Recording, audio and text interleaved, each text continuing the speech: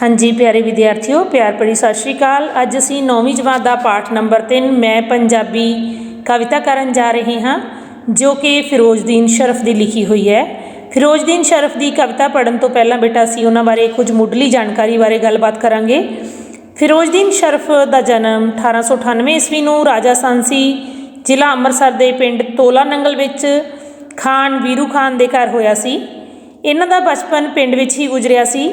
इन्हां दे पिता की मौत तो बाद बेटा इन्हां ने अपनी पढ़ाई विच ही छड्ड दित्ती सी, पर इन्हां नूं कविता पढ़न ते सुणन का बड़ा शौक सी। 14-15 साल की उम्र विच ही इन्हां ने कवितावां लिखणियां जिहड़ियां शुरू कर दित्तियां सी। फिरोजदीन शरफ अपनी माँ बोली पंजाबी नूं बड़ा प्यार करदे सी ते उन्हां दी इह दिली तमन्ना सी कि उन्हां दी पंजाबी माँ बोली नूं बनदा माण सत्कार मिले, पंजाबी बोली राज भाषा बने, दिन दुगनी रात चौगनी तरक्की करे। ते इस करके वो सदा ही मतलब पंजाबी भाषा की तरक्की के लिए यतनशील रहंदे सी।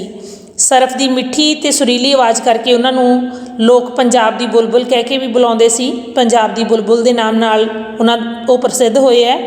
उन्हां दीयां कवितावां दे विषय अलग अलग ने। उन्होंने लगभग 31 पुस्तकां लिखियां, जिन्हां विचों सरफ सुनेहे, सरफ दे गीत, जोगण, हीर सियाल एक नाटक है, खास तौर पर मशहूर होए हैं। उन्हां दीयां रचनावां विच सुनहरी कलियां सरफ नूं पंजाबी यूनीवर्सिटी चंडीगढ़ वालों सन्मानित भी किया गया। आपने फिल्मां लई भी बहुत सारे गीत सी जिहड़े वो गाए। ते अज जिहड़ी उन्हां दी कविता असीं करन जा रहे हैं वो बेटा पंजाबी माँ बोली बारे ही है। जिवें कि असीं मैं तुहानूं पहलां ही दस्सिया कि वो पंजाबी माँ बोली नूं बहुत प्यार करदे सी ते उन्हां दे दिल की इच्छा सी कि पंजाबी बोली है जिहड़ी वो राज भाषा बन जे ते सदा तरक्की करदी रहे। तां अपनी माँ बोली नूं बनदा माण सत्कार उन्होंने अपनी कलम राही इस तरह पेश किया है कि मैं पंजाबी पंजाब दे रहन वाला हाँ, मैं पेंडू पर शहरीए ढंग दा हाँ। कवि मैं पंजाबी कविता विच लिख रहा है कि मैं पंजाबी हाँ ते पंजाब दे रहन वाला हाँ। भावें मैं पेंडू हाँ पर मेरे रहन सहन का ढंग है जिहड़ा वो शहरियां वाला है। समझा उर्दू फारसी भी खूब बोला, थोड़ी बहुती अंग्रेजी भी अंगदा हाँ। कवि कहता कि मैं फारसी समझ लैना, उर्दू खूब बोल लैना चंगी तरह, तो थोड़ी बहुती मैनू अंग्रेजी है जिहड़ी वो भी बोलनी आउंदी है। भाव जानदा मैं, अंग दा भाव जानदा, थोड़ी बहुती अंग्रेजी भी जानदा मैं। बोली अपनी नाल प्यार रखा, ये गल आखणों कदे ना संगदा हाँ। कहता पर मैं अपनी माँ बोली नूं प्यार करदा हाँ, ये गल कहण तो मैनू कोई संग नहीं कि मेरी माँ बोली पंजाबी है तो मैं उसनूं प्यार करदा हाँ।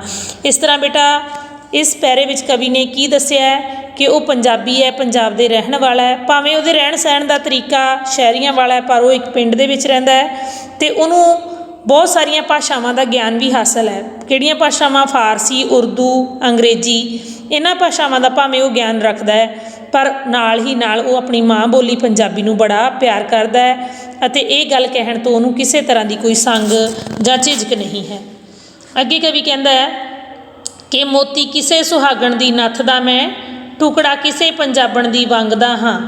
मिले माण पंजाबी नूं देश अंदर, आशक मुढ़ों मैं इस उमंगदा हाँ। कवि कहता अपने आप नूं पंजाबी सभ्याचार का हिस्सा दसदे हुए कवि अपने आप नूं किसी सुहागण दी नथ दा मोती दसदा है कि मैं किसी सुहागण दी नथ दा मोती हाँ ते किसी पंजाबण मुटियार दी वंग दा टुकड़ा है। भाव मैं पंजाब दे रहण वाला है ते पंजाब दा हिस्सा हाँ, इस सभ्याचार नाल मैं जुड़िया होया हाँ। वो कहता मिले माण पंजाबी नूं देश अंदर, कहता मैनू ये है कि मेरी माँ बोली पंजाबी नूं पंजाब दे अंदर, मेरे देश पंजाब दे अंदर बनदा माण सत्कार मिले। आशक मुढ़ों में इस उमंग दा हाँ, भाव शुरू तो मुढ़ तो ही मेरी ये उमंग रही है, मेरी ये तमन्ना रही है, इच्छा रही है कि मेरी माँ बोली पंजाबी नूं बनदा माण सत्कार जिहड़ा वो मेरे देश दे विच मिले। अगे कवि कहता है कि वारिस शाह ते बुले दे रंग अंदर डोब डोब के जिंदगी रंगदा हाँ। कवि अपने आप नूं पंजाबी सभ्याचार का हिस्सा दसदा होया ते पंजाबी प्रति अपना सत्कार प्रगट करदा होया कहता है कि जिस तरह वारिस शाह ते बुले शाह ने पंजाबी नूं प्यार किया, उन्होंने अपनी रचनावां पंजाबी विच लिख के पंजाबी सभ्याचार दे विच योगदान दिता, पंजाबी साहित्य दे विच योगदान दिता, उस तरह मैं भी उस ही रंग विच अपनी जिंदगी है जिहड़ी वो रंगदा हाँ। भाव उन्हां दी तरह ही पंजाबी माँ बोली दी सेवा करना चाहुंदा हाँ ते पंजाबी विच अपनी रचनावां ਲਿਖਦਾ ਹਾਂ, ਭਾਵ ਉਹਨਾਂ ਦੇ ਰੰਗ ਵਿੱਚ ਹੀ ਮੈਂ ਆਪਣੇ ਆਪ ਨੂੰ ਰੰਗਦਾ ਹਾਂ। ਰਵਾਂ ਇੱਥੇ ਤੇ ਯੂਪੀ 'ਚ ਕਰਾਂ ਗੱਲਾਂ, ਐਸੀ ਅਕਲ ਨੂੰ ਛਿੱਕੇ 'ਤੇ ਟੰਗਦਾ ਹਾਂ। ਕਵੀ ਕਹਿੰਦਾ ਕਿ ਜਿਹੜੇ ਲੋਕ ਪੰਜਾਬ ਵਿੱਚ ਰਹਿ ਕੇ ਯੂਪੀ ਦੀ ਭਾਸ਼ਾ ਹਿੰਦੀ ਬੋਲਦੇ ਨੇ, ਭਾਵ ਅਸੀਂ ਰਹੀਏ ਪੰਜਾਬ ਵਿੱਚ ਪਰ ਬੋਲੀਏ ਹਿੰਦੀ, ਐਸੀ ਅਕਲ ਨੂੰ ਉਹ ਛਿੱਕੇ 'ਤੇ ਟੰਗਦਾ ਹੈ, ਭਾਵ ਐਸੀ ਅਕਲ ਨੂੰ ਠੋਕਰ ਮਾਰਦਾ ਹੈ, ਐਸੀ ਅਕਲ ਨੂੰ ਨਕਾਰਦਾ ਹੈ ਜੋ ਕਿ ਆਪਣੀ ਪੰਜਾਬੀ ਮਾਂ ਬੋਲੀ ਨੂੰ ਬਣਦਾ ਸਤਿਕਾਰ ਨਹੀਂ ਦੇ ਸਕਦਾ। ਉਹ ਪੰਜਾਬੀ ਹੋਣ ਦੇ ਬਾਵਜੂਦ, ਪੰਜਾਬ ਵਿੱਚ ਰਹਿਣ ਦੇ ਬਾਵਜੂਦ ਹਿੰਦੀ ਬੋਲੇ ਅਤੇ ਕਹੇ ਮੈਨੂੰ ਪੰਜਾਬੀ ਨਹੀਂ ਆਉਂਦੀ। ਇਸ ਤਰ੍ਹਾਂ ਦੀ ਸੋਚ ਨੂੰ ਕਵੀ ਹੈ ਜਿਹੜਾ ਉਹ ਨਕਾਰਦਾ ਹੈ ਅਤੇ ਕਹਿੰਦਾ ਹੈ ਕਿ ਮੈਂ ਪੰਜਾਬੀ, ਪੰਜਾਬ ਦਾ ਸਰਫ ਸੇਵਕ, ਸਦਾ ਖੈਰ ਪੰਜਾਬੀ ਦੀ ਮੰਗਦਾ ਹਾਂ। ਕਵੀ ਅੰਤ ਵਿੱਚ ਕਹਿੰਦਾ ਹੈ ਕਿ ਮੈਂ ਪੰਜਾਬੀ ਹਾਂ ਅਤੇ ਪੰਜਾਬੀ ਮਾਂ ਬੋਲੀ ਦਾ ਸੇਵਾਦਾਰ ਹਾਂ, ਪੰਜਾਬ ਦਾ ਸੇਵਾਦਾਰ ਹਾਂ। ਇਸ ਕਰਕੇ ਮੈਂ ਹਮੇਸ਼ਾ ਪੰਜਾਬੀ ਮਾਂ ਬੋਲੀ ਦੀ ਖੈਰ ਲਈ, ਤਰੱਕੀ ਲਈ ਦੁਆ ਕਰਦਾ ਹਾਂ, ਉਸ ਦੀ ਸਦਾ ਖੈਰ ਮੰਗਦਾ ਹਾਂ, ਦੁਆ ਕਰਦਾ ਹਾਂ ਕਿ ਮੇਰੀ ਮਾਂ ਬੋਲੀ ਪੰਜਾਬੀ ਹੈ ਜਿਹੜੀ ਉਹ ਦਿਨ ਦੁੱਗਣੀ ਰਾਤ ਚੌਗਣੀ ਤਰੱਕੀ ਕਰੇ। ਇਸ ਤਰ੍ਹਾਂ ਬੇਟਾ ਇਸ ਕਵਿਤਾ ਦੇ ਵਿੱਚ ਕਵੀ ਨੇ ਪੰਜਾਬੀ ਮਾਂ ਬੋਲੀ ਦੇ ਪ੍ਰਤੀ ਆਪਣੇ ਪਿਆਰ ਨੂੰ ਪ੍ਰਗਟ ਕੀਤਾ ਹੈ, ਆਪਣੇ ਦਿਲੀ ਪਿਆਰ ਨੂੰ ਪ੍ਰਗਟ ਕੀਤਾ ਹੈ ਅਤੇ ਦੱਸਿਆ ਹੈ ਕਿ ਮੈਂ ਪੰਜਾਬੀ, ਪੰਜਾਬ ਦੇ ਰਹਿਣ ਵਾਲਾ ਹਾਂ, ਮੈਂ ਪੰਜਾਬੀ ਹਾਂ ਅਤੇ ਪੰਜਾਬ ਵਿੱਚ ਰਹਿੰਦਾ ਹਾਂ। ਕਵੀ ਦੱਸਦਾ ਕਿ ਮੈਂ ਪੇਂਡੂ ਹਾਂ, ਭਾਵੇਂ ਮੇਰੇ ਰਹਿਣ ਸਹਿਣ ਦਾ ਤਰੀਕਾ ਸ਼ਹਿਰੀਆਂ ਵਾਲਾ ਹੈ ਪਰ ਮੈਂ ਪੇਂਡੂ ਹਾਂ, ਪਿੰਡ ਵਿੱਚ ਰਹਿਣ ਵਾਲਾ ਹਾਂ। ਉਹ ਆਪਣੀਆਂ ਭਾਸ਼ਾਵਾਂ ਬਾਰੇ ਦੱਸ ਰਿਹਾ ਹੈ ਕਿ ਮੈਨੂੰ ਵੱਖ-ਵੱਖ ਭਾਸ਼ਾਵਾਂ ਦਾ ਗਿਆਨ ਹੈ। ਵੱਖ-ਵੱਖ ਭਾਸ਼ਾਵਾਂ ਦਾ ਗਿਆਨ ਹੋਣ ਦੇ ਬਾਵਜੂਦ ਵੀ ਮੈਂ ਆਪਣੀ ਮਾਂ ਬੋਲੀ ਨੂੰ ਬੜਾ ਪਿਆਰ ਕਰਦਾ ਹਾਂ ਅਤੇ ਇਹ ਗੱਲ ਕਹਿਣ ਤੋਂ ਮੈਨੂੰ ਕੋਈ ਸੰਗ ਸ਼ਰਮ ਨਹੀਂ ਹੈ। ਉਹ ਆਪਣੇ ਆਪ ਨੂੰ ਪੰਜਾਬੀ ਸੱਭਿਆਚਾਰ ਦਾ ਇੱਕ ਅੰਗ ਮੰਨਦਾ ਹੈ ਅਤੇ ਕਹਿੰਦਾ ਹੈ ਕਿ ਮੇਰੀ ਸ਼ੁਰੂ ਤੋਂ ਇਹੀ ਉਮੰਗ ਰਹੀ ਹੈ ਕਿ ਮੇਰੀ ਪੰਜਾਬੀ ਮਾਂ ਬੋਲੀ ਨੂੰ ਮੇਰੇ ਦੇਸ਼ ਪੰਜਾਬ ਦੇ ਅੰਦਰ ਬਣਦਾ ਮਾਣ ਸਤਿਕਾਰ ਮਿਲੇ।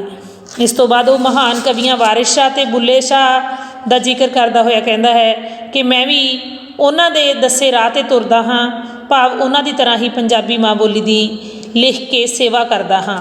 ਅਤੇ ਕਵੀ ਐਸੀ ਅਕਲ ਨੂੰ ਠੋਕਰ ਮਾਰਦਾ ਹੈ, ਨਕਾਰਦਾ ਹੈ ਕਿ ਜਿਹੜੇ ਲੋਕ ਪੰਜਾਬ ਵਿੱਚ ਰਹਿੰਦੇ ਹੋਏ ਹਿੰਦੀ ਬੋਲਦੇ ਹਨ, ਭਾਵ ਕਹਿੰਦੇ ਹਨ ਕਿ ਸਾਨੂੰ ਪੰਜਾਬੀ ਬੋਲਣੀ ਨਹੀਂ ਆਉਂਦੀ। ਇਸ ਤਰ੍ਹਾਂ ਦੀ ਅਕਲ ਨੂੰ, ਇਸ ਤਰ੍ਹਾਂ ਦੀ ਸੋਚ ਨੂੰ ਕਵੀ ਨਕਾਰਦਾ ਹੈ ਅਤੇ ਅੰਤ ਵਿੱਚ ਕਵੀ ਕਹਿੰਦਾ ਹੈ ਕਿ ਮੈਂ ਪੰਜਾਬੀ ਹਾਂ ਅਤੇ ਪੰਜਾਬ ਦਾ ਸੇਵਕ ਹੈ ਸਦਾ ਤੋਂ, ਅਤੇ ਇਸ ਪੰਜਾਬੀ ਮਾਂ ਬੋਲੀ ਦੀ ਖੈਰ ਸਲਾਮਤੀ ਦੀ ਦੁਆ ਕਰਦਾ ਹਾਂ।